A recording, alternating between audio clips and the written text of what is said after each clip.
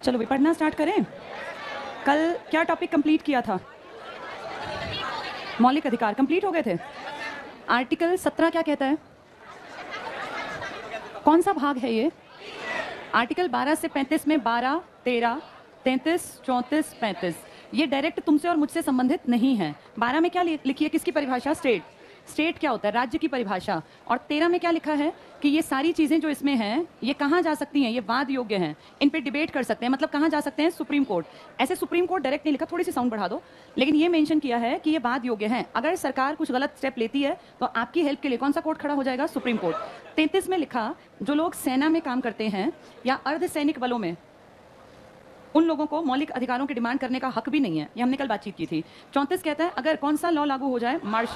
Martial law, जिसमें कि सेना का कानून, तो ये सारी चीजें अलग से संसद चेंज कर सकती है। और 35 में लिखा है संसद फाइनली डिसीजन मेकर है।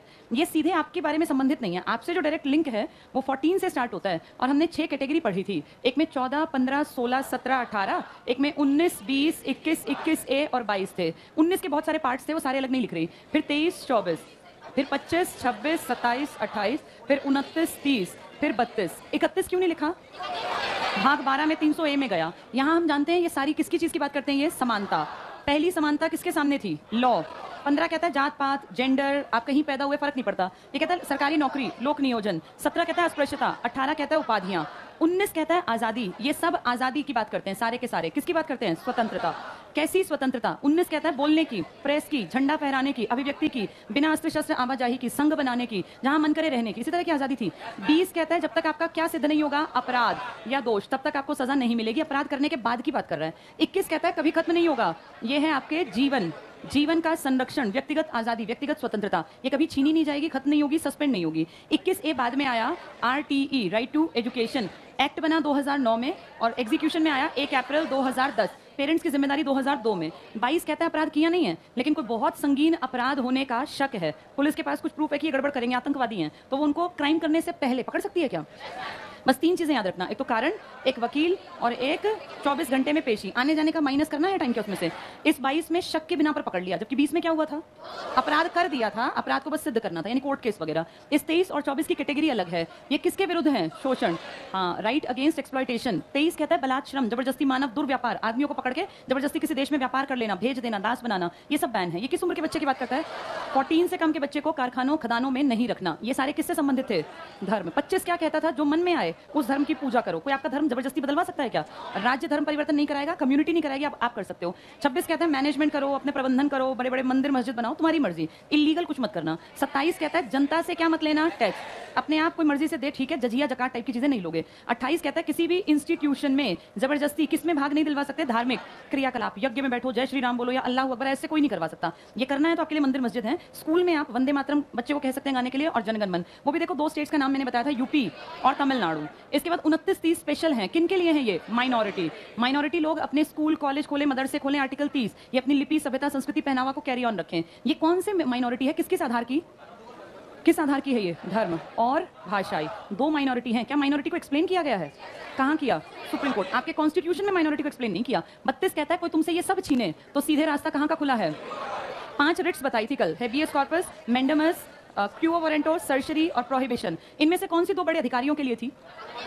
कोई काम नहीं करता तो परमादेश, जिसको आपने कहा था मेंडेमस में क्या था? काम करवाने के लिए लेटर आएगा हाई कोर्ट, सुप्रीम कोर्ट से। कोई ज्यादा ही गलत यूज करता है पावर का, इसके ऊपर क्या लगेगा? क्यूओ वारंटो। किस हिसाब से काम कर रहे हैं जरा दीजिए, कहाँ आपको किस लिखित कागज में पावर दी गई है? ये बड़े अधिकारियों पे लगते हैं, कोर्ट पे नहीं लगते। ये 2 मैंने कोर्ट के बताए थे। एक का नाम था सर्जरी और एक का नाम था प्रोहिबिशन। प्रोहिबिट करना क्या होता है? मना करना, रोकना। जब काम गलत चल रहा है और वो रोक दिया जाए, प्रोहिबिशन। काम गलत हो गया, वापस काम की फाइल खुलेगी, तो इसे कहेंगे सर्जरी। और तुम्हारे मेरे किसी भी आम इंसान को अगर पुलिस जबरदस्ती पकड़ ले और उसको लगे कि मैं गलत फंस गया, तो वो क्या लगवा सकता है?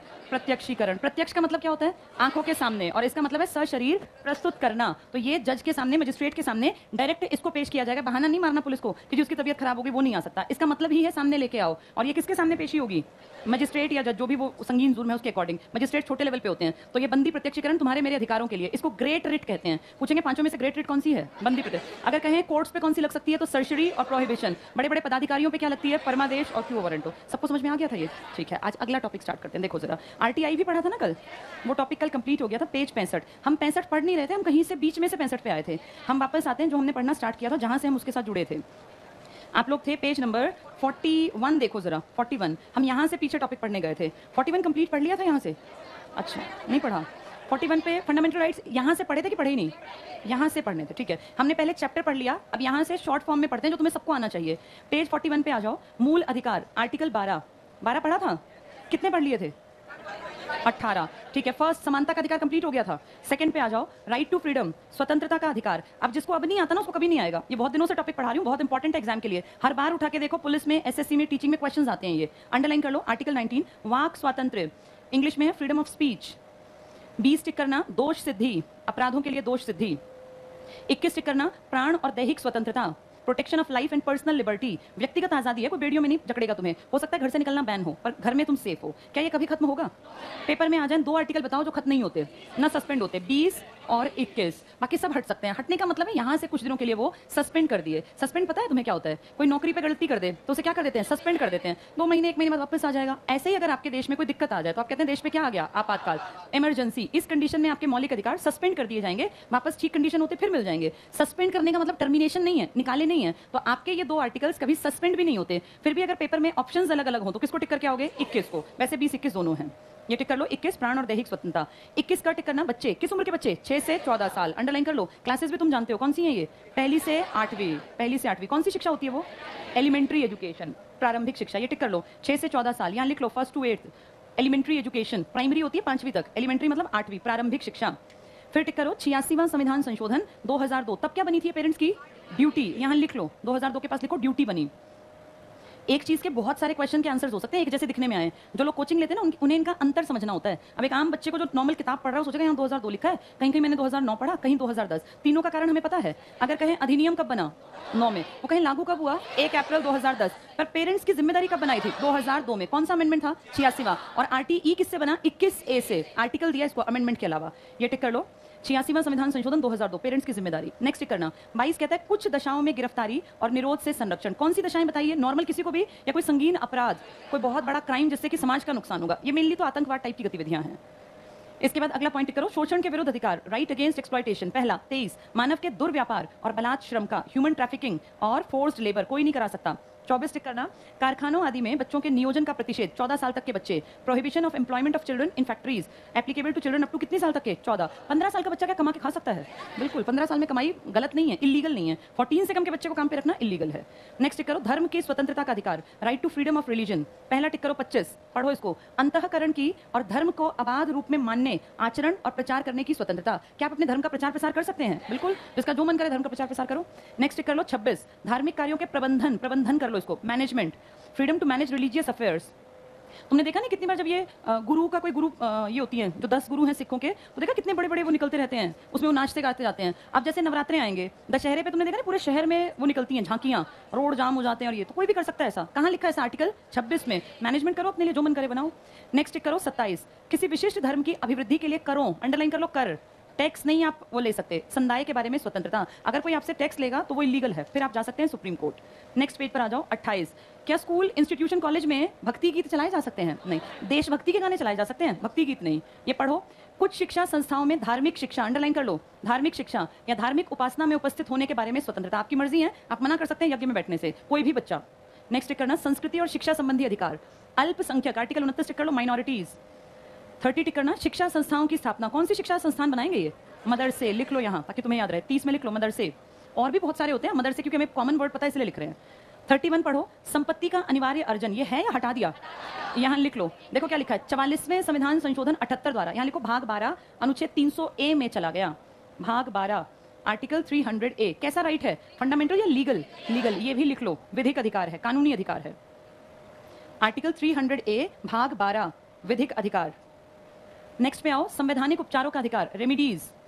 राइट टू कॉन्स्टिट्यूशनल रेमेडीज, पहला टिक करो अनुच्छेद 32, पढ़ो इसको। भाग 3 द्वारा दिए अधिकारों को प्रवर्तित कराने के लिए उपचार। इस अनुच्छेद द्वारा प्रदत्त मूल अधिकार को, very very important, underline, doctor Bhimrao Ambedkar ने संविधान की आत्मा कहा। क्या कहा अंबेडकर जी ने? ये सब दिखावट है अगर कौन सा आर्टिकल ना हो, 32। शरीर देखो वही होता है, अपने ही जिनको हम बहुत प्यार करते हैं उनको लोग मरने के बाद अंतिम संस्कार में मुखाग्नि दे आते हैं। शरीर तो वैसे का वैसा है, वही इंसान है, सिर्फ उसके अंदर से एक चीज निकल गई, आत्मा, और उस शरीर को लोग फिर डेड बॉडी की तरह ट्रीट करने लगते हैं उसी इंसान को, जो किसी के पिता है, किसी का पति है, किसी का बेटा है, या किसी की पत्नी है या माँ है। यानी सबसे इंपॉर्टेंट चीज शरीर के अंदर आत्मा है। अंबेडकर जी ने कहा ये 395 सब दिखावट है अगर कौन सा आर्टिकल ना हो, क्योंकि जैसे शरीर से आत्मा निकली, शरीर डेड बॉडी बन गया, इंसान नहीं रहा। ऐसे ही अगर आर्टिकल 32 जो तुम्हारे लिए कहां का रास्ता खोल रहा था, सुप्रीम कोर्ट, कब जाओगे? जब मौलिक अधिकारों का हनन होगा। तो इन्होंने कहा ये आत्मा है, अंडरलाइन कर लो, बहुत इंपॉर्टेंट है ये।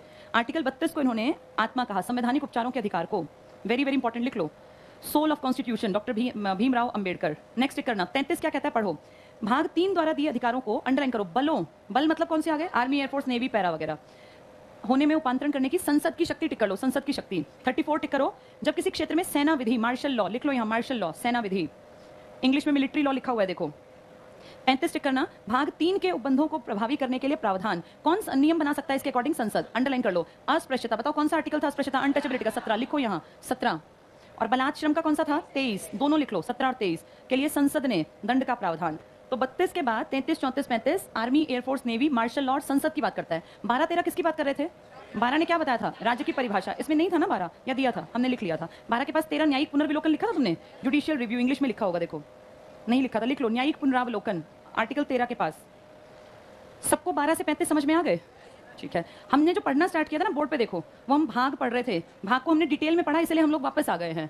अब तुम जानते हो 22 में से पहले भाग में क्या है, किसकी जानकारी? देश के 2 पार्ट्स क्या हैं। इसके बाद भाग, इसमें आर्टिकल्स कौन कौन से थे? एक याद है देश का नाम क्या था? देश क्या लिखा था? India is union of states. 2 में लिखा था अगर बाहर से किसी हिस्से को हम ले लें तो हम उसके लिए क्या करेंगे? 3 में लिखा था अपने एरिया को बंटवा दें। 4 में इन दोनों के ऊपर प्रावधान। सेकंड में क्या था? नागरिकता, सिटीजनशिप। ये कई देशों की एक साथ चलती है, आपके देश में या आपकी सिंगल चलती है? सिंगल। कुछ अलग अपवाद है, तुमसे वो नहीं पूछने वाले। ये कहां से स्टार्ट थे? 5, 6, 7, 8, 9, 10 और 11। इस 5 में क्या था? नागरिकता के बारे में बताया था। इस 6 में क्या था? पाकिस्तान से आने वाले, और 7 में जाने वाले, वर्ल्ड वाले 8 में ना, तो ये फिर ये इसको फिर रिपीट करता है। तो ये सारे नागरिकता के थे। 3 सबसे इंपॉर्टेंट था, क्या था इसमें? मूल अधिकार। कहां से कहां तक के आर्टिकल? 12 से 35। हमने अब तक के सारे जो एग्जाम में आते हैं ना वो हर चीज को डिटेल से पढ़ लिया। आज इससे आगे चलते हैं। भाग 4 क्या बात करता है? ये DPSP, directive principles of state policy, और ये आर्टिकल की बात करेगा 36 से लेके 51। अब बिल्कुल शांति से एक एक आर्टिकल को ध्यान से सुनना और समझना। ये आर्टिकल 395 किसी को याद नहीं करने सारे, लेकिन कुछ हैं जो आपको जरूर याद करने, जिनको पढ़ा रही हूँ, ये हर बार आते हैं। अब सब एक्टिवली बोर्ड पे देखो, किताब समझ में नहीं आएगी अगर बोर्ड पे नहीं ध्यान फोकस रखा। 36 से लेके कितने तक? कौन सा भाग स्टार्ट हुआ? 4। तो क्या लिखा है इसमें? DPSP, एक एक की परिभाषा देखते हैं। पहला, सबसे पहले इसमें राज्य को इन्होंने बताया, आर्टिकल 36 लिख दूं, पहला नहीं लिखती, पहले से स्टार्ट करें। 36 आर्टिकल किसकी परिभाषा दी गई? तो इसका मतलब तुम्हारे कॉन्स्टिट्यूशन में 2 आर्टिकल राज्य की बात करते हैं। कौन कौन से? 12 और 35, ये 36 सॉरी। 12 किसका था? भाग 3 की स्टार्टिंग, और ये भाग 4 की। इसमें पता है क्या लिखा है? इसमें लिखा है परिभाषा वही मान लेना जो कहाँ लिखी है। तो असली परिभाषा 12 में है या 36 में है? क्योंकि 36 में कह दिया उसको मान लेना, तो असली परिभाषा 12 में है।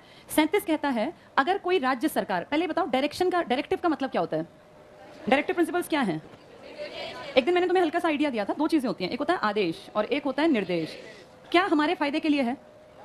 दोनों फायदे के लिए हैं, दोनों। लेकिन आपकी आदत बहुत खराब है, आप किसको मानते हैं? बस हम किसको अनदेखा कर देते हैं? कोई भी टीचर या पेरेंट्स हमेशा कहते हैं बेटा पढ़ लो पढ़ लिया करो, जीवन का कुछ टाइम होता है पढ़ने का। तो कहाँ ध्यान देते हैं बच्चे? क्योंकि वो क्या दे रहे होते हैं? निर्देश। मान लो टीचर कहते हैं कल कॉपी चेक होगी और जिसका काम नहीं मिला उसको देख लेना, उसने क्या दे दिया? आधी क्लास चंपत। आती कहाँ थी आधी क्लास? जिस दिन कॉपी चेक होती आधी क्लास ही गायब। आदेश से लोग डरते हैं, क्यों? क्योंकि आदेश ना मानने पे दंड का या फाइन भरने का प्रावधान है। निर्देश पे कोई प्रावधान नहीं है ना, पेरेंट्स कहते रहे बोलते रहे बेटा पढ़ लिया करो, टाइम कीमती है, पढ़ा क्या फर्क पड़ता है? ये सोचते हैं इनकी आदत है बोलने की, ये सबका एटीट्यूड है केज में। निर्देश जरूरत पड़ने पे क्या बना दिए जाते हैं?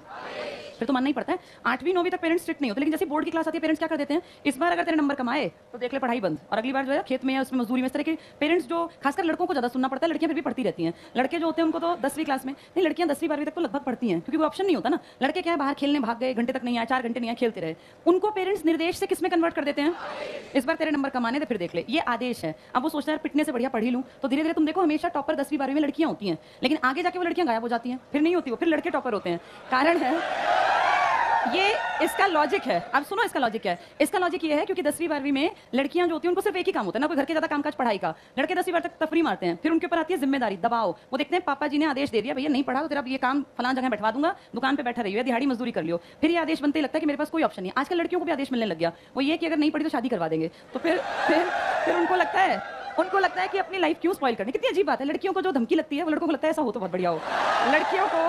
लड़कियों को ये कह के डराया जाता है कि पढ़ लो, अगर 1-2 साल में नौकरी नहीं। सबके साथ है ना ऐसा। अब जैसे ही आदेश मिला तो हमें डर लगने लगता है कि आदेश मिल गया। ये लड़कों के साथ भी लड़कियों, उस टाइम पे हम सब एक्टिव होकर काम करते हैं, जबकि काम किसके ऊपर कर देना चाहिए। अब बड़े दुख की बात है कि तुम्हारे राज्यों को आदेश नहीं मिला। राज्यों को क्या दिया गया है, निर्देश। इसीलिए आपके राज्य बहुत तफरी मारते हैं, काम नहीं करते। मूल अधिकार आदेश हैं, कोई राज्य गड़बड़ नहीं करता, लेकिन डीपीएसपी निर्देश हैं, अपनी मर्जी चलाते हैं। देखना कितने अच्छे निर्देश हैं। कायदे से हर राज्य को ये बातें माननी चाहिए जो तुम पढ़ने वाले हो, और अगर सब इसको मान ले तो आपका देश ही स्वर्ग बन जाए, पर ऐसा होगा नहीं। 36 में राज्य की परिभाषा, 37 में कह दिया ये बात योग्य नहीं है। बात मतलब डिबेटेबल। इसका मतलब कोई ना माने तो क्या आप सुप्रीम कोर्ट चले जाओगे? नहीं। ऐसी बात कहां उल्टी कही थी? 13 में क्या कहा था? न्यायिक पुनर्विलोकन। हमें कह दिया तुम कुछ नहीं बोलोगे अगर ये ना माने तो, इनकी मर्जी माने ना माने। इसके बाद हमारे काम के पॉइंट शुरू हुए, समझते चलना। 36 37 हुआ। 38 कहता है राज्य को लोक कल्याणकारी राज्य बनना चाहिए। लोक मतलब तुम और मैं, हम सबका कल्याण करे, कल्याणकारी राज्य। लोक कल्याणकारी जो सबका भला करे। तो कैसे बनेगा लोक कल्याणकारी? इसमें 3 चीजों में न्याय कर दे। किस किस में? सा आ रा। वैसे कल्याणकारी 39 भी आएगा। कल्याण होता है हर चीज से, सब जगह। 38 39 बहुत काम के हैं।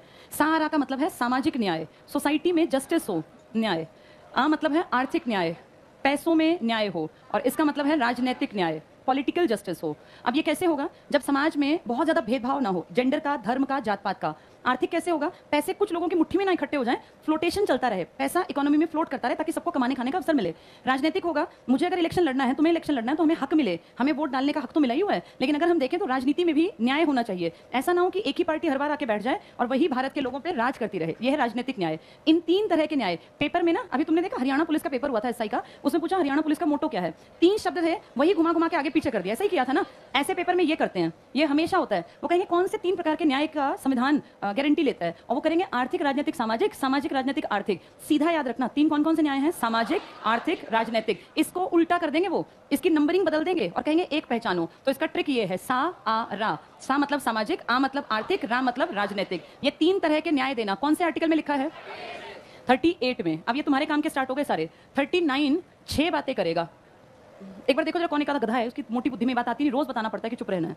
39 में 6 बातें हैं। 6 बातें मुझसे और तुमसे जुड़ी। आर्टिकल 39 कहता है राज्य की जिम्मेदारी है, निभाए ना निभाए उसकी मर्जी, कि वो सब लोगों को रोजगार के अवसर दे। रोजगार के अवसर, ये तुम्हारा अधिकार नहीं है, ये राज्य की जिम्मेदारी है। लेकिन कोई भी राज्य इसको नहीं मानता, और हरियाणा आप जानते हैं बेरोजगारी में नंबर 1 है। पता है ना मेरी बात? पूरे देश की बुरी हालत है, किसी स्टेट को मतलब नहीं। उन्हें पता है इसके ऊपर कोई डिबेट तो हो ही नहीं सकती, ये सुप्रीम कोर्ट में जा ही नहीं सकता। लेकिन लिखा है कि हर राज्य को रोजगार के अवसर देने चाहिए। लिखा है हर राज्य को जेंडर बायसनेस कहीं नहीं करनी चाहिए। उसे अपने यहाँ जो बच्चे काम करें, जैसे तुम लोगों की एज है, टीनेजर्स हैं, सुकुमार अवस्था में जो हैं, इनका ध्यान रखा जाए, इनके लिए अच्छे अवसर हो ताकि गलत रास्ता ना पकड़े। किसी भी देश में बच्चे गंदगी में तब उतरते हैं जब उनकी एनर्जी को सही डायरेक्शन नहीं मिलती। आपके देश में ना स्पोर्ट्स पे सरकार काम करती, ना हेल्थ पे काम करती, ना कोई इस तरह का कामकाज कि लड़के लड़कियों को एक एज आने के बाद अगर तुम्हें सही दिशा मिल जाए तो हर कोई कमा के खुश है। कोई भी लड़का लड़की अगर 20 साल में नौकरी लग गया ना, इसके गलत रास्ते पे चलने के चांस पूरे खत्म हो गए, क्योंकि इसको सुबह उठ के ऑफिस जाना ही जाना है, इसको शाम को वापस आना है, इसके ऊपर जिम्मेदारी है, इसको काम करना है। 20 साल का बच्चा अगर नौकरी पे नहीं है या कोई काम नहीं कर रहा तो उसके बिगड़ने के 100% चांसेस बढ़ गए। अब आपके देश में ये सरकार की जिम्मेदारी थी, वो निभाती नहीं है कि सुकुमार अवस्था के बच्चों के लिए इनकी सेहत का ध्यान रखे, इनको एनवायरमेंट बहुत पॉजिटिव बना के दे ताकि अपनी एनर्जी को सही यूटिलाइज कर पाए। इसके अलावा 39 कहता है बहुत इंपॉर्टेंट, समान काम के लिए समान वेतन दो। इंडिया में पहले ना औरतों को सेम काम करती सैलरी कम मिलती, मजदूरी करता आदमी औरत दोनों ने सुबह से शाम मजदूरी की, शाम को चलते वक्त मजदूर को 100 रुपए पकड़ाए और औरत को उसमें से 50 रुपए दिए। तो क्यों? जेंडर बायसनेस, कोई लॉजिक नहीं है ये। अब आपका संविधान कहता है समान काम के लिए समान वेतन देना है। कौन से आर्टिकल में लिखा है ये? आर्टिकल 39 में। बच्चों के लिए एक अच्छा माहौल देना, बड़ों के लिए काम के अवसर देना, जो आपकी एज के बच्चे हैं इनको सही डायरेक्शन देना, ये सब राज्य की जिम्मेदारी है। अलग चीज है कि राज्य नहीं निभाता। 36 में राज्य की परिभाषा, 37 में वाद योग्य नहीं है, 38 में सा आ रहा, 39 में सबके फायदे की बात। आर्टिकल 40 कहता है पंचायत का गठन करना चाहिए राज्य को, ये लिखित में था। इसके ऊपर सबसे पहले काम किया राजस्थान ने। राजस्थान ने बहुत जल्दी इस पे काम कर दिया। 1959 2 अक्टूबर, गांधी का जन्मदिन। ये इसलिए चुना क्योंकि गांधी का ही विचार था पंचायत वाला। गांधी ना राम राज्य की कल्पना करते थे। गांधी कहते थे राम भगवान के राज्य में सब बराबर थे और गांव के आदमी के पास भी पावर थी, वो जाके राजा से मिल सकता था। तो उन्होंने कहा ऐसा राज्य बनाया जहां सब बराबर हो, और सब बराबर तब होंगे जब सबके हाथ में पावर होगी। सबसे छोटी इकाई आपके देश में गांव है, और गांव के हाथ में पावर है क्योंकि गांव के लोग ही किसका इलेक्शन लड़ते हैं? सरपंची का भी और पंचायत में चुने जाने चलाने के लिए भी पावर गांव के लोग ही रखते हैं, तो पावर गांव तक पहुंचा दी, ये राम का राज्य हो गया। किस आर्टिकल में लिखा था ये? 40 में। लेकिन महात्मा गांधी तो मर गए और उनके मरने के बाद किसी ने ध्यान नहीं दिया। बहुत लेट स्टेज में जाके 1959 में राजस्थान के नागौर जिले में, नागौर जिला बगदरी गांव नहीं पूछेंगे, नागौर जिले में महात्मा गांधी के बर्थडे पर खुद नेहरू गए यहाँ और उस दिन यहाँ पंचायत के इलेक्शन कंडक्ट कराए। ये देश में पंचायत का पहला इलेक्शन था। किस स्टेट में कंडक्ट कराया गया?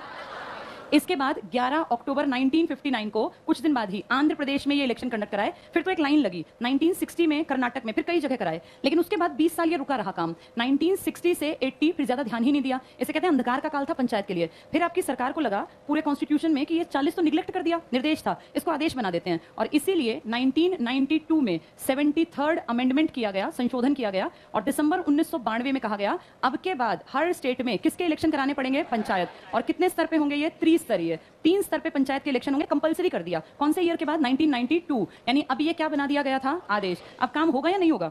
अब काम जरूर होगा। पहले काम क्यों नहीं हो रहा था? क्योंकि क्या था ये? निर्देश। आर्टिकल 40 बहुत बहुत बढ़िया आर्टिकल। इसके कारण गांवों में लोग आज पंचायत का इलेक्शन लड़ पाते हैं, खड़े हो पाते हैं, नहीं तो ये सीएम तक तो आम आदमी की पहुंच थी ही नहीं। इसके बाद आर्टिकल 41, 42, 43, 44। इस 44 में लिखा है common civil code, uniform civil code. हमारे देश में बहुत सारे धर्मों के लोग रहते हैं, माइनॉरिटी भी हैं 6। यूनिफॉर्म मतलब एक जैसा, समान। सिविल संहिता, कॉमन सिविल कोड, ये क्या है? सीसीसी लिख देते हैं इसको, या यूनिफॉर्म सिविल कोड। जैसे हमारे देश में धर्म एक जैसे हैं, एक जैसे का मतलब कानून के लिए बराबर हैं, पर हर धर्म के अपने नियम कायदे कानून अलग है। आप सबके साथ धर्म के नाम पे बायसनेस नहीं होती। आर्टिकल 15 क्या था?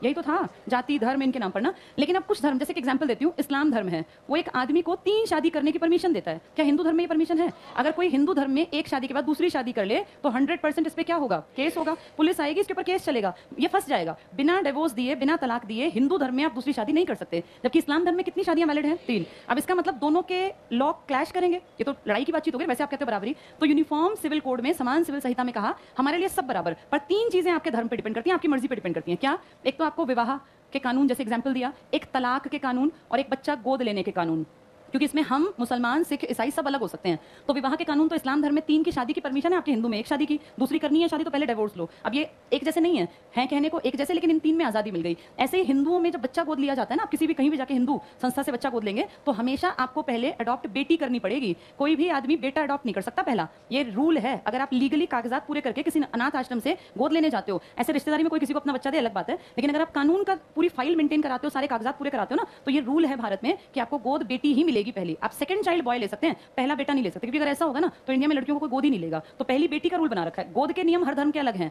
तो इसमें ये मत कहना कि बराबरी क्यों नहीं है। 3 चीजों में बराबरी नहीं है, तलाक में बराबरी नहीं है, शादी में और बच्चे गोद लेने में। इसमें आपके अपने धर्म जो अलाउ करते हो वैसा आप कर लो, बाकी सब में बराबरी है और सब चीजों में बराबर है। इन 3 में छूट दे रखी है। किस किस में? विवाह में, तलाक में और गोद लेने में। तलाक के बिद्दत तो अब इलीगल कर दिया ना, जब वो बहुत बड़ा केस बना सुप्रीम कोर्ट में। तलाक के बिद्दत को इसलिए इलीगल किया क्योंकि जो कंट्रीज मुस्लिम है ना, मुस्लिम बाहुल्य है, इस्लामिक कंट्री, वो भी तलाक के बिद्दत को अलाउ नहीं करती। और कहीं भी इस्लाम धर्म में इसकी परमिशन नहीं है कि 3 तलाक बोल दिया और तलाक हो गया। ये गलत था। किसी भी आदमी को गुस्सा आ जाए वो तलाक, अब तो ये भी कर दिया, टाइप कर दो बस तलाक तलाक तलाक तो तलाक हो गया। ये क्या लॉजिक है? और लाइफ ऐसी नहीं है ना कि आपके एक दिन के गुस्से पे आपकी जिंदगी निर्भर करे। गलत था ये, इसको सुप्रीम कोर्ट ने बैन कर दिया। अब इंडिया में तलाक के बिद्दत नहीं चलेगा, क्योंकि ह्यूमन नेचर होता है, किसी दिन आपको इतना गुस्सा आ सकता है कि आप 3 शब्द बोलने में निकलता क्या इंसान का, तलाक तलाक तलाक बोला, शादी टूट गई। ये क्या लॉजिक हुआ? और ऐसा उन देशों में नहीं है जो प्रॉपर इस्लामिक देश है। आप जहां की प्रॉपर इस्लामिक देश नहीं है उसको गलत तरीके को फॉलो, और इसका सबसे बड़ा खामियाजा तो बेचारी औरतों को भुगतना पड़ता था ना, क्योंकि वर्किंग तो थी नहीं। वो 3 शब्द हस्बैंड के मुंह से निकले, उनकी तो लाइफ खराब हो गई। तो इसको अब सुप्रीम कोर्ट ने बैन कर दिया। ये सब बातें कहां लिखी हैं?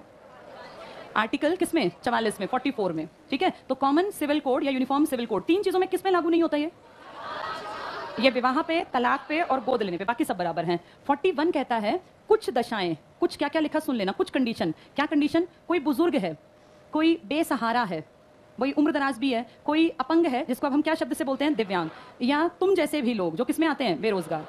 इन सब के लिए लिखा है कुछ काम करे हर राज्य की सरकार, इनके लिए कुछ कंडीशंस अच्छी बनाए ताकि ये लोग कुछ कर पाएं। तो कोई आदमी बुजुर्ग है तो इसके लिए इस तरह की सुविधाएं हो कि पेंशन कर दे राज्य, इसका गुजर बसर का ठिकाना बना दे। बेसहारा है तो उसके लिए कोई शेल्टर होम और इस टाइप की सुविधाएं कर दे। दिव्यांग है तो जहां सरकारी बिल्डिंग है वहां रैंप बनवाए जाएं, इनको वो व्हील चेयर देखा इनकी अलग टाइप की मिलती हैं, ये सब दिए जाएं। बेरोजगार है तो बेरोजगारी भत्ता दे दो, लेकिन ये कंपलसरी नहीं है, ये मर्जी राज्य की है। कुछ दशाओं में इन सब की केयर करनी चाहिए। किसको? स्टेट को। इसलिए कहां लिखा गया ये? Directive principles of state policy. कुछ दशाओं में आर्टिकल 42 कहता है कोई भी महिला जिसके घर में बच्चे का जन्म होने वाला है उस महिला को प्रसूति अवकाश मैटरनिटी लीव मिलनी चाहिए। हमारा जो सरकारी सिस्टम है ना ये बहुत बढ़िया है। इसमें कोई भी औरत बच्चे के जन्म के पहले से और बाद तक 6 महीने की उसको छुट्टी मिलती है विद सैलरी। ये घर पे आती है तनख्वाह, 6 महीने उसको कहीं नहीं जाना, वो आराम से अपने बच्चे को पाले। सरकारी सिर्फ, प्राइवेट में नहीं होता। और इसके बाद सरकार ने 2 साल की छुट्टी का प्रावधान कर रखा है, उसको नाम दिया जाता है चाइल्ड केयर लीव, CCL। ये विद सैलरी मिलती है। अगर किसी भी सरकारी स्कूल में मान लीजिए टीचर है जिसकी सैलरी है 1 लाख रुपया और उसके बेटे बेटी का किसी का जन्म हुआ तो वो 6 लाख रुपए तो उसको घर बैठे बैठे मिलेंगे। और फिर कितने साल की छुट्टी मिलेगी? 2 साल। ये विद सैलरी होती है, तनख्वाह घर आएगी आपके अकाउंट में। 2 साल में तुम सोच लो कितनी तनख्वाह आएगी और 6 महीने वो। तो ये बहुत ज्यादा सुविधाएं हैं ना। कईयों को लग रहा होगा बेकार दे रखी, बहुत जरूरी है क्योंकि किसी भी इंसान का, किसी भी देश की सबसे बड़ी संपत्ति उसके अगली पीढ़ी में आने वाले बच्चे होते हैं। इनकी केयर के लिए इनकी माँ को ये छुट्टी मिलना ठीक है, लेकिन प्राइवेट सेक्टर में ऐसी एक छुट्टी नहीं मिलती। अगर कोई महिला प्राइवेट में छुट्टी करती है तो तनख्वाह तो बहुत दूर की बात है, नौकरी छूट जाती है। तो ये कहा गया कि आप ध्यान रखो आपके स्टेट में जितने प्राइवेट वाले भी हैं, यहाँ भी अगर औरतें काम करती हैं तो इनको मैटरनिटी लीव मिल जाए। इनकी कंडीशंस अच्छी रखो, ह्यूमेन कंडीशंस रखो ताकि इनको दिक्कत ना आए। 43 में कुछ बेसिक सी बातें लिखी गई हैं, वो उतनी इंपॉर्टेंट नहीं है, ठीक है पढ़ लेंगे आगे, लेकिन वो उतनी जरूरी नहीं है जितनी कि ये बता दी। ऐसे ही 45 RTE जैसा, इसलिए बता देती हूँ। 45 आगे लिख देती हूँ। 45 देखो क्या कहता है। वैसे तो 0 to 6 लिखा है पर 0 ईयर में कोई पढ़ता नहीं है, इसीलिए आपकी नई शिक्षा नीति, पता है तुम्हें नई शिक्षा नीति आ गई है? किस उम्र से पढ़ना स्टार्ट करेंगे? अब नई शिक्षा नीति आ गई पर ये पेंडेमिक के चक्कर में एग्जीक्यूशन में नहीं आई। नई शिक्षा नीति न्यू एजुकेशन पॉलिसी 2021 कहती है अब बच्चा जो पहले 6 से 14 की पढ़ाई थी ना, अब वो 3 साल से स्टार्ट हो जाएगी। PP1, PP2, PP3, ये 3 से 4 का बच्चा, 4 से 5, 5 से 6 ये स्कूल में आएंगे और 2 घंटे 2.5 घंटे इनका स्कूल लगेगा। ये बस आएंगे, बैठेंगे, खेलेंगे, खाएंगे, वहाँ बेड रखना है हर सरकारी स्कूल में, सोएंगे और जब इनका मन करेगा उठा के अपना बैग चले जाएंगे। हाँ ये सच बात है, बिल्कुल ये नई अप्रोच है। दुख की बात है कि तुम सब ये नहीं पढ़ पाए, पर अब इतनी आजादी मिलेगी। अब बच्चा अपनी मर्जी से स्कूल आएगा, जब उसका मन करेगा लंच खोल के खा लेगा, कोई इनको डांटना नहीं है, मारना नहीं है, सोने से मना नहीं करना। कोई बच्चा टीचर पढ़ा रहे नींद आ रही जाके सो सकता है। हर स्कूल में ये नई शिक्षा नीति में प्रावधान है, मैंने नहीं बनाई है, बड़े पढ़े लिखे लोगों ने बनाई है। और वो कह रहे हैं इनको इतनी आजादी दो, इनको लर्निंग बाय डूइंग और प्ले वे मेथड, इनको खेलने दो। जब ये स्कूल आए तो नाचते गाते स्कूल आए, क्योंकि पढ़ना तो है ही नहीं, आए मस्ती करें और बैठे। इनको खाना भी दो, इनको सुबह का खाना दो ब्रेकफास्ट, और उसके बाद ये खा पी के सो जाए, फिर ये 2 घंटे बाद उठ के चले जाए। आप नहीं टोकोगे, ये रूल बन गया। और अब 3 साल से स्कूल में एडमिशन होंगे।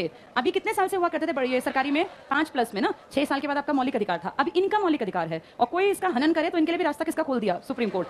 RTE का दायरा बढ़ा रहे हैं। RTE पहले 6 से 14 था, अब 3 से स्टार्ट हो जाएगा। और इस साल ये लागू हो जाता अगर ये स्कूल खुले होते, पर ये पेंडेमिक आ गया ना। आप 1-2 सालों में देखना स्कूल में कितना मौज मस्ती का माहौल होगा। अब ये पीटना मारना बंद करवा दिया स्कूलों में, और क्या कह रहे हैं बच्चों को आजादी से जीवन जीने दो, क्योंकि बड़े होकर इनके ऊपर बहुत स्ट्रेस, बहुत बर्डन आना है, तो इनको आराम से जीवन जीने दो। नई शिक्षा नीति पता है क्या बनाई है? 5 साल की मौज मस्ती, PP1, 2, 3 फर्स्ट और सेकंड। ये PP मतलब होता है प्रिपरेटरी या प्राइमरी, प्री प्राइमरी। इनको कोई नहीं टोकेगा, ना इनको पढ़ाना, इनको स्कूल में आना है, अपनी मर्जी करनी है और चले जाना है। ये कलरिंग करेंगे या कोई क्ले मॉडलिंग करेंगे या मिट्टी में खेलें, बस इतना भर करना है। इसके बाद अगले 3 साल पढ़ाना है, तीसरी में, चौथी में और 5वीं में। ये 3 साल की। तुम्हें नई शिक्षा नीति का बेसिक पता होना चाहिए। कहीं पूछ लेंगे कि जैसे पहले 10+2+3 था जब तुम पढ़ते थे, अब ये नया स्ट्रक्चर है 5+3। इसके बाद बच्चा जाएगा 6th में, 7th में, 8th में, ये फिर 3 है। इसके बाद फिर 4 है, 9th में, 10th में, 11th में और 12th में। अब ये स्ट्रक्चर है तुम्हारा 10+3+, ये 10+2+3 का स्ट्रक्चर बंद कर दिया। अब ये स्ट्रक्चर है प्रेजेंट में। इन 5 सालों में कुछ नहीं सिखाना, नाचना गाना बोलना, कॉन्फिडेंस बस बढ़ जाए, इतना भर। यहाँ जाके पढ़ाई सिखाना, इसके बाद यहाँ बच्चे के ऊपर काम करना, और ये मेन होगा जिसमें आप बच्चे को एक डायरेक्शन देंगे कि वो आगे जाके कैसे कामयाब होगा। ये सब बातें कहाँ लिखी है, किस आर्टिकल में?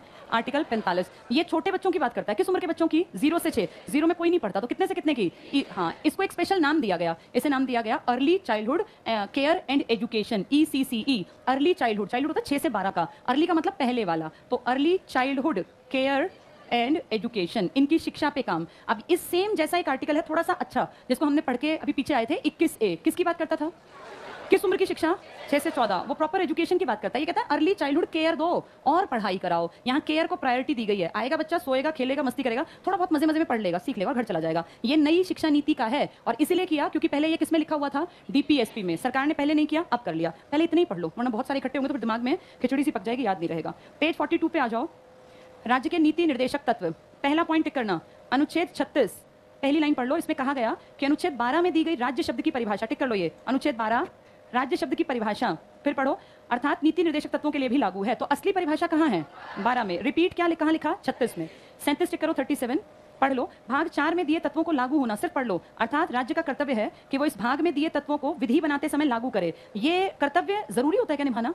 तुम्हारा कर्तव्य है कि तुम खूब पढ़ो लिखो काबिल बनो। ये कंपलसरी है या कर्तव्य है? कर्तव्य मर्जी से निभाए जाते हैं, राज्य भी नहीं निभाता इसलिए। नेक्स्ट टिक करना, किंतु ये किसी न्यायालय द्वारा प्रवर्तनीय नहीं है। इसको अंडरलाइन कर लो, ये डिबेटेबल नहीं है। आप ये नहीं कह सकते कि मेरा राज्य ये नहीं करता। नेक्स्ट टिक करो, राज्य लोक कल्याण, डबल टिक कर लो, लोक कल्याणकारी राज्य, बहुत बहुत इंपॉर्टेंट पूछते हैं ये। सामाजिक व्यवस्था, कितनी तरह के न्याय की बात की थी? सा आ रा, लिख लो यहां पर, सामाजिक न्याय, आर्थिक न्याय, राजनीतिक न्याय। कल्याणकारी राज्य बहुत पूछते हैं, लोक कल्याणकारी राज्य किस आर्टिकल में है? 38 में, 38 में। सा आ रा, सामाजिक न्याय, आर्थिक न्याय और राजनीतिक, सा आ रा, ऐसी सीरीज में याद करना, ये ऐसे ही पूछते हैं हमेशा। अगला पॉइंट टिक करो, ये 39, आर्टिकल 39, इसमें लिखा है कुछ नीति तत्व, ये कुछ एक्सप्लेन नहीं किए, इनको एक्सप्लेन तुम्हें खुद करना पड़ेगा। तुम देखो पेज नंबर 53 खाली है, 53 भी, 49 भी, कहीं भी निकाल लो। कुछ चीजें 53 ज्यादा खाली है, वहां लिख लो। 53 बिल्कुल खाली पड़ा है, लास्ट में साफ और अच्छे ढंग से लिख लेना। इसमें लिखो आर्टिकल 39 की 6 प्रमुख बातें, आर्टिकल 39 की 6 प्रमुख बातें, आर्टिकल 39 की 6 इंपॉर्टेंट या प्रमुख बातें। पहला लिखो, राज्य सभी स्त्री पुरुषों को, राज्य सभी स्त्री पुरुषों को आजीविका के अवसर उपलब्ध करवाए। राज्य सभी स्त्री पुरुषों को आजीविका मतलब कमाने के अवसर उपलब्ध कराए। क्या ऐसा स्टेट करा रहे हैं? अगर कराते तो बेरोजगारी कहां से होती? हम क्यों नहीं कह सकते कि राज्य ये काम करे? क्योंकि किसमें लिखा है ये डीपीएसपी, और आर्टिकल 37 क्या कहता है? डीपीएसपी के लिए आप कहीं भी डिबेट नहीं कर सकते, नहीं कर रहे। राज्य सभी स्त्री पुरुषों को आजीविका के अवसर उपलब्ध कराए। सेकंड लिखो, राज्य साधनों का आवंटन या बंटवारा, राज्य, सेकंड पॉइंट, राज्य साधन मतलब रिसोर्सेज का बंटवारा ऐसे करे ताकि लोगों का कल्याण हो। साधनों का बंटवारा ऐसे करे ताकि लोगों का कल्याण हो, लोगों का कल्याण हो। थर्ड पॉइंट लिखो, इसी को कॉपी कर लो, राज्य साधनों का बंटवारा ऐसे करे, राज्य साधनों का बंटवारा ऐसे करे ताकि साधनों का केंद्रीयकरण ना हो, सेंट्रलाइजेशन ना हो कि एक शहर का हिस्सा तो बहुत एडवांस, बाकी सब पिछड़े पड़े हैं। साधनों का केंद्रीयकरण समझते हो? इकट्ठे होना, सेंट्रलाइजेशन, केंद्रीयकरण ना हो। इसको पहले समझो, नहीं तो आदमी को पता ही नहीं चलेगा। मान लीजिए आप एक शहर में रहते हैं, शहर में सारी जमीन बराबर होती है, अलग अलग कॉलोनीज की कीमत अलग अलग होती है। कौन सी कॉलोनीज महंगी होती हैं? जिनके पास सुविधाएं ज्यादा होती हैं। आप ये देखो, अब कोई कॉलोनी है, नई कटी है, इसमें ना तो सीवरेज, ना इसके पास कोई अच्छा अस्पताल, ना अच्छा स्कूल, ना अच्छा कोई कनेक्टिविटी का साधन। इसी शहर में एक सेक्टर है जिसके आसपास चौड़ी सड़कें हैं, आसपास बहुत बढ़िया मॉल्स बने हुए हैं, मार्केट है, अस्पताल पास है, स्कूल पास है। तो क्या इस नई कटी हुई कॉलोनी और इस सेक्टर की कीमत बराबर मिलेगी? इसका मतलब कीमत किसके ऊपर डिपेंड करती है? वहां की सुविधाओं के ऊपर। ये यही कह रहे हैं, ऐसा ना हो राज्य ये देखे, क्योंकि कुछ मुट्ठी भर लोग जो होते हैं ना, राजनीति में उनकी पैठ होती है, जो अमीर होते हैं आपकी सोसाइटी में, केंद्रीयकरण करा लेते हैं। अपने एरिया में तो पार्क बनवा लेंगे, अपने एरिया में अच्छे पेड़ लगवा लेंगे, बढ़िया सड़कें बनवा लेंगे, बाकी सब एरिया बिल्कुल कचड़ा कबाड़, वहां पानी भरेगा, वहां सुअर घूम रहे हैं, वहां कुत्ते घूम रहे हैं, किसी को मतलब नहीं है। आप ये देखो, सड़कें हमेशा शहरों में, जो मेन शहर होता है वहां अच्छी होती हैं, बाकी जो इलाके होते हैं टूटे फूटे गड्ढे, बुरा हाल होता है। ये कहा गया राज्य को कि चीजों का क्या मत कर देना, केंद्रीयकरण, पर करते हैं केंद्रीयकरण ही। अगला पॉइंट लिखो, चौथा पॉइंट, समान काम के लिए समान वेतन। ये वेरी वेरी इंपॉर्टेंट लिख लो यहां, समान कार्य के लिए समान वेतन। पूछेंगे कहां कॉन्स्टिट्यूशन में लिखा है समान काम के लिए समान वेतन मिलेगा? कहां लिखा है? आर्टिकल 39 में। लेकिन क्या ये कंपलसरी है? नहीं, ये कंपलसरी नहीं है, ये डीपीएसपी वैसे है, लोग मानते हैं कि देना पड़ता है वेतन, क्योंकि वरना फिर पुलिस में जाएंगे, 10 तरह की धाराएं लगवा देंगे। अगला पॉइंट लिखो, राज्य स्त्री पुरुषों को ऐसे कार्य नहीं करने देगा, राज्य स्त्री पुरुषों को ऐसे कार्य नहीं करने देगा जो उनके स्वास्थ्य के लिए अच्छे ना हो, ऐसे कार्य नहीं करने देगा जो उनके स्वास्थ्य के लिए अच्छे ना हो।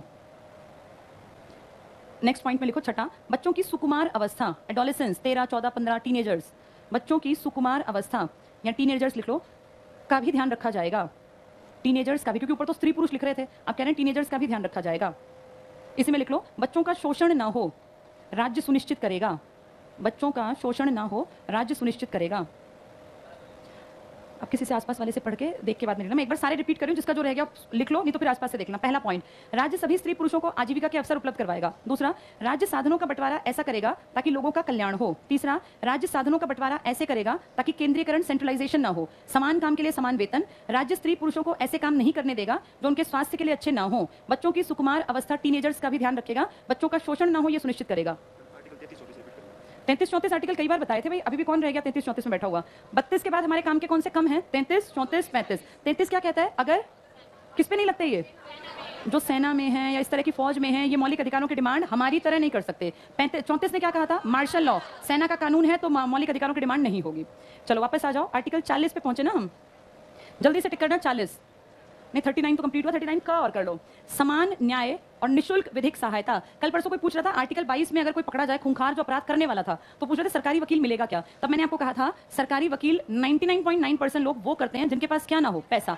आपके डीपीएसपी में लिखा है कि अगर आपके राज्य में कोई आदमी बहुत गरीब है, मान लो पुलिस में किसी कार्यवाही में फंस गया, हर आदमी को अपना हक मिलता है ना कि मैं अपनी बात रखूं, मैं गलत हूं, मैं ठीक हूं, वो जजमेंट बाद में होगी, तो उस आदमी को पैसे नहीं है, तो ऐसे आदमी को कैसा वकील मिल जाएगा? सरकारी। सरकारी वकील कभी टेंशन नहीं लेता काम की, ना उसको ये कि आपको जितना ही जरूरी है, वो पैसा तो लेता नहीं, वो सरकार से तनख्वाह लेता है, लेकिन देखो ये मिलता है अगर जरूरत पड़े। टिक कर लो ये, आर्टिकल 39 का समान न्याय और निःशुल्क विधिक सहायता अगर आपको चाहिए लीगल एडवाइस मिलेगी। 42वां संविधान संशोधन 1976 द्वारा, ये किसने करवाया था 42वां? इंदिरा गांधी। इंदिरा गांधी ने बहुत अमेंडमेंट करवा दिए थे। नेक्स्ट करना 40वां ग्राम पंचायतों का संगठन, किसका विचार था ग्राम पंचायत? गांधी का। लिख लो यहाँ गांधी दर्शन, राम राज्य की परिकल्पना, गांधी दर्शन है। ये पूछते हैं गांधी का विचार, आर्टिकल 40 में लिखा है गांधी का विचार, गांधी दर्शन, राम राज्य की कल्पना। अनुच्छेद 41 पे आ जाओ, अंडरलाइन करो कुछ दशाएं। कौन सी दशाएं बताई मैंने? बुजुर्ग, बीमार, बेरोजगार और दिव्यांग। ये लिख लो यहाँ लाइन, लिखो बुजुर्ग, ये कुछ का मतलब पेपर में नहीं पता चलता, लिख लो बुजुर्ग, बीमार, बेरोजगार, ब ब ब वाले हैं सारे, बुजुर्ग, बीमार, बेरोजगार, दिव्यांग, ये हैं कुछ दशाएं। दिव्यांग अंडरलाइन करना। कुछ दशाओं में काम, शिक्षा और लोक सहायता पाने का अधिकार। अब पूछे क्या कॉन्स्टिट्यूशन में दिव्यांग शब्द है? किस आर्टिकल में है? और क्या लिखा? तो लिखा तुमने, कौन से आर्टिकल में? 41 में। क्या लिखा है यहाँ? कुछ दशाएं। कौन कौन सी दशाएं बताई? बुजुर्ग है, बेरोजगार है, बीमार है या दिव्यांग। तो दिव्यांग शब्द है तुम्हारे कॉन्स्टिट्यूशन में। शारीरिक रूप से विकलांग को ही दिव्यांग बोलते हैं। बस लास्ट कर लो अगला 42, ये लास्ट कराया, 43 नहीं कराया था अभी। 42 टिक करना। मानवोचित दशाएं और प्रसूति सहायता, मैटरनिटी लीव, जो माँ को मिलती है बच्चे के जन्म के बाद, इंग्लिश में टिक कर लो मैटरनिटी रिलीव। कितने महीने की छुट्टी मिलती है? 6 महीने। तो राज्य की जिम्मेदारी है इन फैक्ट्रियों में काम करने वाली मजदूर जो महिलाएं हैं, भाई माँ तो बराबर ही है, बच्चे तो बराबर ही हैं, उसको भी पालना है तो उसको कुछ छुट्टियां जरूर दे। चलो बाकी कल पढ़ेंगे।